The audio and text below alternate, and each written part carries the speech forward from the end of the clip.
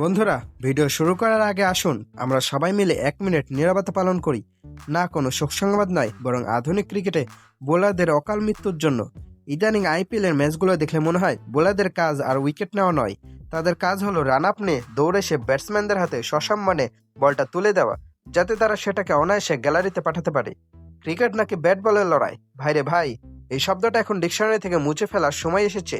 আগে টি-20 ক্রিকেটে একটা মায়া ছিল, একটা গল্প ছিল। 3-4 উইকেট পড়ে গেলে ব্যাটাররা একটু রয়েস হয়ে খেলতো, কিন্তু এখন এসেছে ইম্প্যাক্ট প্লেয়ার নামক এক আজব চিজ। 8 নম্বর বা 9 নম্বর পর্যন্ত ব্যাটার নামিয়ে খেলাটাকে এমন এক জায়গায় নেওয়া হয়েছে যে বোলাররা এখন নিজেদের স্কিল দেখাবে নাকি প্রাণ বাঁচাবে সেটা নিয়েই কনফিউজড। বোলাররা এখন ক্রিজে আসে শুধু 300 স্ট্রাইক রেটে মার খাওয়ার জন্য।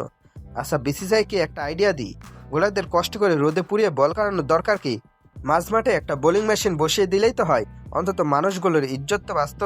পুরো টুর্নামেন্ট এখন পর্যন্ত হাতে গোনা 1-2টা ম্যাচ বাদ দিলে কি কোনো সত্যিকারের লড়াই দেখেছেন, যেখানে বোলাররা ব্যাটসম্যানদের চোখে চোখ রেখে কথা বলছে?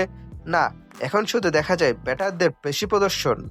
এটা এখন আর কোনো প্রতিযোগিতামূলক ক্রিকেট লিগ মনে হয় না, মনে হয় স্রেফ দর্শকদের বিনোদন দেওয়ার জন্য সাজানো এক পাওয়ার হিটিং শো। বোলাররা এখানে কেবল রান দেওয়ার অটোমেটিক মেশিন।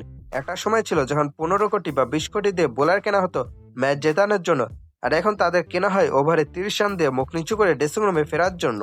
এভাবে চলতে থাকলে ভবিষ্যতে কি হবে জানেন? বোলাররা হয়তো হেলমেট আর প্যাড পরে বল করতে আসবে, আর আম্পায়াররা সিগন্যাল দেওয়ার আগেই ব্যাটসম্যানরা ছক্কার সেলিব্রেশন শুরু করে দিবে। ক্রিকেটের সেই ক্লাসিক লড়াই, সে ডট বলের চাপ, সব এখন অতীত। এখনকার আইপিএল মানেই হলো কে কার চেয়ে বড় ব্যাট নিয়ে নামতে পারে এবং কে বোলারকে কত বেশি অপমান করতে পারে। বোলারদের জন্য আমার একটাই পরামর্শ, ভাই আপনারা বোলিং ছেড়ে দিয়ে ব্যাটিং প্র্যাকটিস শুরু করেন, অন্তত ইম্প্যাক্ট প্লেয়ার হিসেবে তো সুযোগ পাবেন।